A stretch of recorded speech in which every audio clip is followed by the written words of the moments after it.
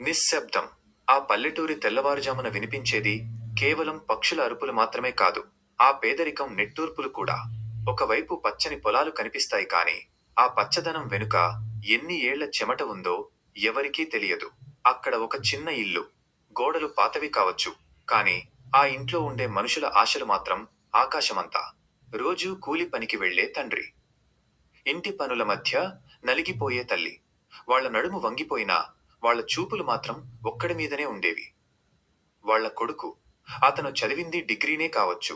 కాని, అతని కలలు ఆ ఇరుకైన గదిలో పట్టనంత పెద్దవి. గమనించండి.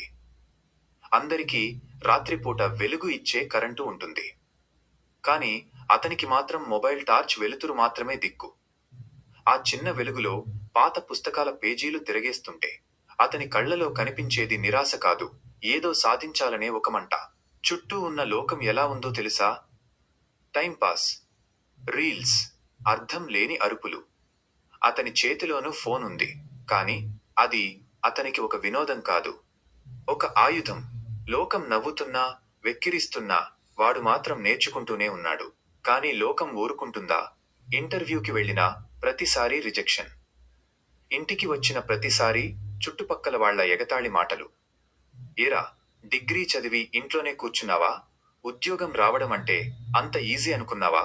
ఆ మాటలు బాణంలా గుచ్చుకుంటుంటే తల దించుకుని కన్నీళ్లు తుడుచుకున్న రాత్రులు ఎన్నో. అప్పుడే ఆ తండ్రి పలకరింపు.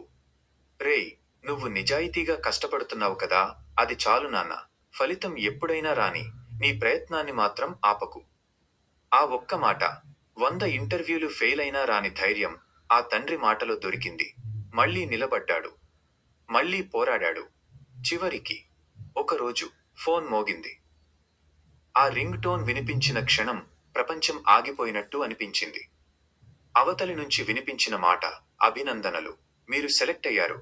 అప్పుడు చూడాలి ఆ తల్లి కళ్ళలో ఆనందం కన్నీళ్లుగా మారి కిందకు రాలుతుంటే, ఆ తండ్రి గర్వంగా ఆకాశం వైపు చూశాడు. మొదటి జీతం వచ్చిన రోజు ఆ చేతులు కొన్న మిఠాయి ముక్కలో ఉన్న తీపి ఎన్ని కోట్లు ఇచ్చినా దొరకదు. మిత్రమా, గుర్తుపెట్టుకో. చెమట చిందించిన కష్టం ఎప్పుడూ వృథా పోదు.